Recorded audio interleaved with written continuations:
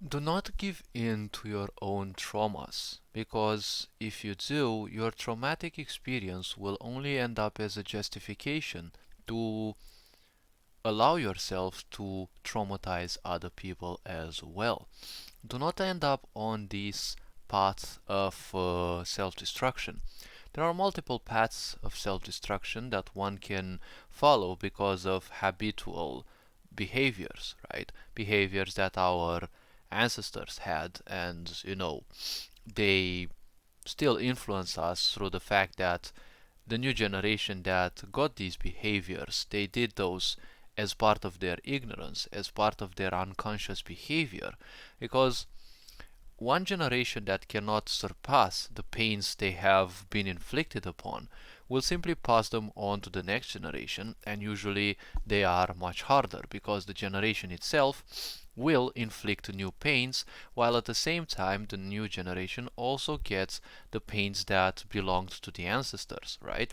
These are wounds that are cemented somewhat in the DNA, in the being of the parents, let's say. And the point is, everything that the parents are, they will transmit to the child, right? Their entire history, their entire DNA. So the next generations will have to break that cycle, because if they cannot and they choose, or they are simply unable to uh, leave unconscious levels of being, they will unfortunately live by what they have been taught, and most likely they will end up perceiving that, their traumatic experiences are the only things that life has to offer. So most likely they will also choose to abuse the following generation, right? It's always much easier to give in to impulses because, well, impulses are automatic. You don't have to think, you don't have to do much. And especially if you've been traumatized, especially if you've been abused, you will want others to suffer that, because the more you give in to narcissistic traits, the more misery you embrace, and the more misery you embrace, the more you will want others to live in your misery, because misery always loves company. So the point about this is, do not allow your destructive behaviors to end up as justification to ruin other people's lives. When you give birth to a child, you never ever should give birth to a child out of an impulse. Yes, there are thousands, if not millions, of people nowadays who still nag their younglings, right, about when they are going to get married, and all of these silly questions, because that is the only thing that they know. But the point is, do not allow their mistreatment of you to get the better of you, because if you have lived a shitty life, at least you can ensure that the next generation that comes will lead a better life, because the way we raise a certain generation will always have an influence on the newer generations, right? So if we raise some monsters today, just like we are traumatizing our children with mandatory face masks and all these things, and we are gladly accepting such a psychopathic rulership, the point is, this will have very great traumatic experiences on a lot of the children.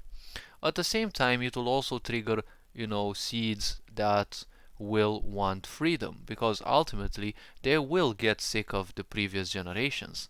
Now, don't forget that the more you traumatize people, you're also teaching them that you don't want them, because if you really loved your children, you wouldn't traumatize them. Now, the point is, if you don't know different things about your children, well, you definitely don't know things about yourself in the first place. Because the child may be mischievous, may be one way or another, but ultimately they are the perfect mirror of who you are. So if you don't like the child because they have a certain behavior, most likely you don't like yourself in the first place. So you should address yourself first instead of addressing or trying to fix the child. The child, first and foremost, is a pure, fresh life. It is a pure form of life that simply exists. It is pure. Unfortunately, it is what many people call as a role, right? That many parents believe it is their role to fix the child. But the problem is, look at how we as a race exist, right? We are trying to fix literally everything. But every time we try to fix something, it just breaks.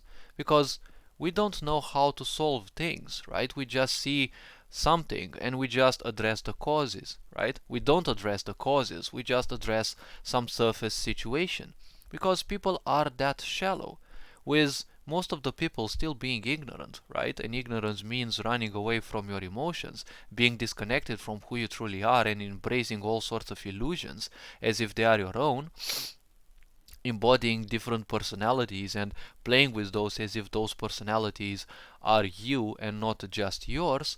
Well, that will end up being very bad because ultimately we are teaching children and the newer generations to be ignorant. In a society where parents are crab people in many situations who are trying to pull you down, and the moment you want to do something different, they want you to be as stupid as them.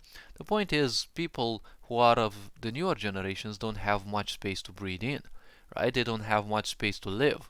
And in a place where people just give birth to children ignorantly, the quality of people also dictates to a certain limitation, to a certain amount, the quality of the child, because the mother's body, if it is not in a certain state, it will not be able to bear, higher quality of life forms, right? So the child will also be somewhat limited. Now, there is a spark of genius in every child, indeed, but unfortunately society only places a point on, you know abusing children, right? Like even the church has done a lot of abuse against children, right? And many secret societies preferring to traumatize children or use rituals to pull the life out of them so that, they could reincarnate forcefully one of their own, or so many things that, for now they may still sound as, either horrible or mumbo jumbo, because many people do not believe in things that are beyond their physicality, because that's how disconnected people are from this world. So many people believe they know everything, but we can barely perceive a fraction of the sound, uh, you know, of the sounds, okay, that occur in this universe. We can only perceive a fraction, right, of that. We only see below 1% of the visible light, right, in the visible light spectrum. So the point is, we are kind of pretty incapable of perceiving this universe, but somehow we have ended up that we know everything, right? And this again is a very damaging aspect, because once you believe that everything you know is the only thing that can exist, well, that will always end up as traumatic for yourself, because you are putting yourself inside a box. You are believing, and belief means accepting things without a need for proof. You are believing that that is everything that there is. So you will always oppose change. But unfortunately, you won't oppose change for you only. You will also try to oppose change in others. And this is one of the pillars in why many people want to fix others, right?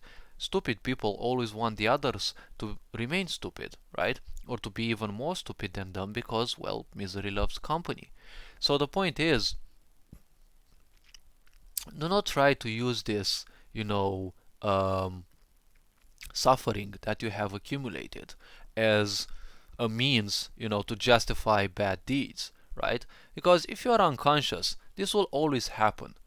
People who are unconscious, they are disconnected from anyone. They are disconnected from themselves in the first time. So ultimately, they will cause pain to the others. But if you are a conscious being, do not allow your suffering to simply carry on. Try to learn ways of simply letting it go, of freeing yourself from traumatic experiences, because they have happened in the past. The past is there. It is all buried in a coffin. You don't have to carry the coffin all the way in your life with you, because it's like being a bomber that has extra bombs. You'll obviously move far slower, and the problem is you'll be easier to be picked by new things, right? Like in the case of a bomber, by fighter interceptors.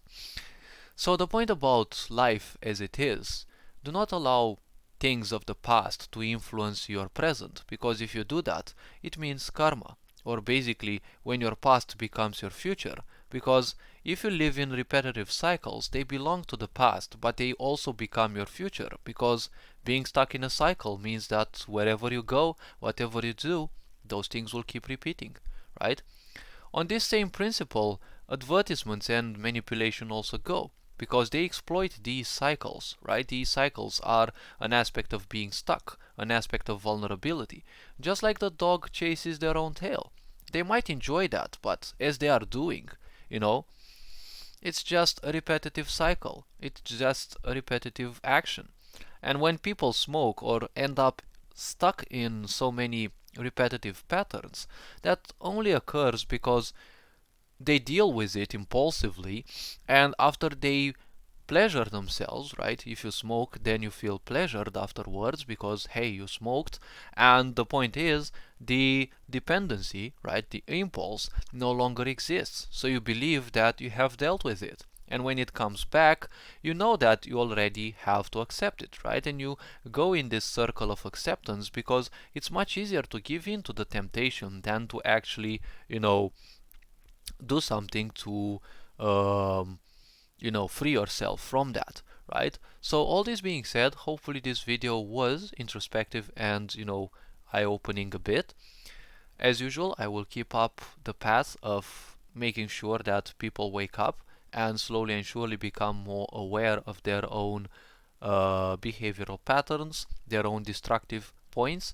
All this being said, hopefully you've enjoyed, you are appreciated. Feel free to share your own wisdom and ideas in the comment section below. You are appreciated, you are loved. Stay safe, okay? Stay blessed, live bright. Ferenc Board signing out.